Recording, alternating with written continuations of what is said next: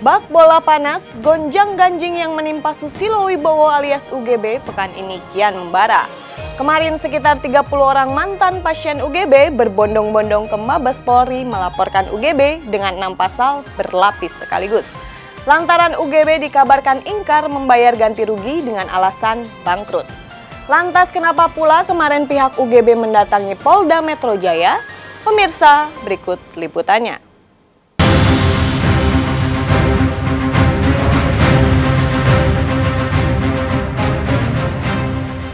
Bak bola panas yang kian bergulir deras, masalah yang dialami Susilo Wibowo atau yang kerap disebut UGB makin membara. Hari Senin siang kemarin, 30 orang mantan pasien UGB yang mengaku sebagai korban mengadukan UGB ke Mabes Polri dengan tuntutan yang tak main-main, 6 pasal sekaligus. Sekitar 30 orang korban yang melapor ke Mabes Polri ya. Dari Bandung, Banten, Bogor, Jakarta, Lampung. Jawa Tengah ada ya? Jawa Tengah ada. Hampir Jawa ini hampir merata nih. Bahkan ada laporan dari Bali, NTB, ya kan Jawa Timur. Kalimantan Timur ada. Kedatangan kami ke sini karena saya melihat itikat baik dari UGB mencelak-mencelak.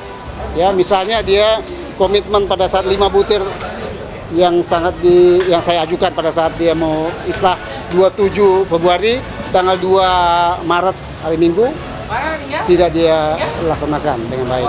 Bahkan saya lihat mestinya hari Senin ini ada pembayaran dari berapa orang, dia tunda.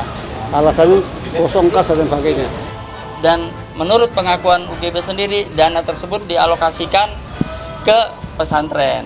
Disinilah kami akan melaporkan mengapa dana itu dialokasikan kepada pesantren. Padahal ini menurut kami ada indikasi penipuan, penistaan agama, pemerasan, ya kan, perbuatan tidak menyenangkan, dan tindak pidana pencucian uang. 9159, 378, 372, 335 dan Undang-Undang Tindak Pidana Pencucian Uang. Uniknya, seolah tak mau kalah dengan para mantan pasiennya, di hari yang sama lewat pengacaranya Ramdan Alamsyah, UGB justru balik melaporkan Hans Suta bersama Hudi Yusuf pengacaranya dengan tudingan yang mencengangkan bahwa Hans Suta dan Hudi Yusuf telah memeras UGB untuk melakukan upaya islah dengan sejumlah imbalan yang tak tanggung-tanggung dan fantastis. Mulai dari uang 150 juta rupiah, emas batangan seberat 3 kg atau setara 1,5 miliar rupiah, hingga lebih dari 2 unit mobil mewah seharga miliaran rupiah. Haji Susilo Wibowo atau alias Ustadz Guntur Bumi melaporkan dugaan tindak pidana pemerasan dengan pasal 368 Junto 369 dengan ancaman hukuman 9 tahun penjara.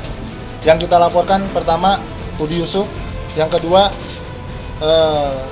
Suta Wijaya atau alias Hans ya, yang ketiga Rini dan kawan-kawan. Ini salah satu bukti. Salah satu bukti sudah diterima uang senilai 150 juta rupiah dan kilogram emas ya sebagai kompensasi perkara dari pihak yang berperkara kepada saudara Suta Widi alias Hans, dan yang menyerahkan adalah Hudi Yusuf SHMH pengacaranya. Inilah bukti.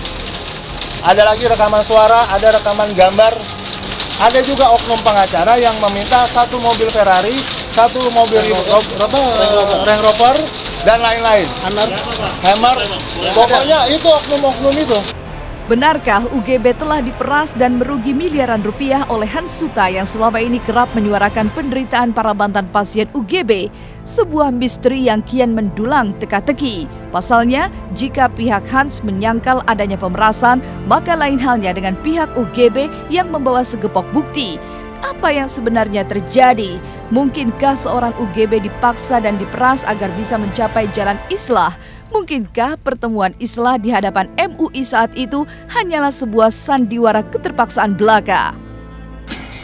Ini surat mereka yang buat, yang disodorkan kepada pihak UGB untuk ditandatanganin. Ya, untuk 5 poin.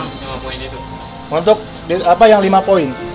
Yang 5 poin itu adalah murni, tidak pernah klien kami membuat. atau mengajukan, tapi mereka yang membuat, mereka yang mengetik, dan mereka memaksa kita untuk menandatangani. Bukan, tidak sama sekali. Dia mengatakan tidak sama sekali untuk korban-korban, tapi untuk Hans, untuk islah, supaya bisa berdamai. Oh ya, itu silakan. Itu bahasa mereka dibilang memeras ya kan. Padahal klien-klien kami ya justru yang diperas oleh mereka gitu. Klien kami yang diperas oleh mereka ya kan.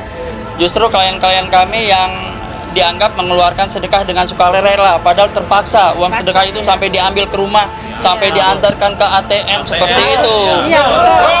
Sedangkan kompensasi yang mereka berikan kepada kami secara sukarela dinyatakan kita memeras. Ini kebalik.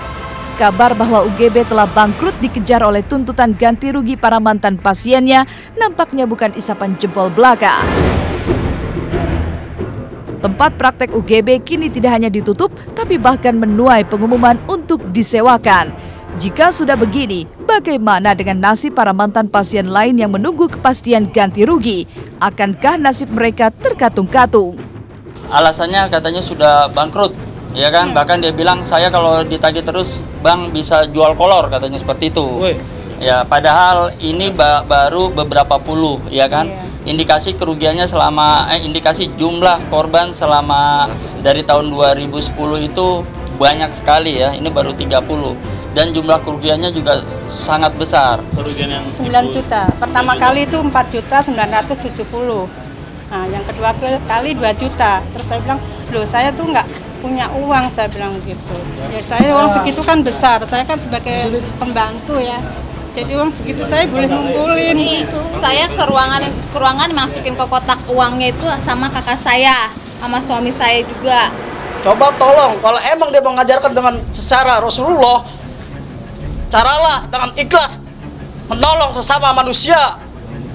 Jangan berbuat membohongi masyarakat yang susah, yang nyari duitnya banting tulang.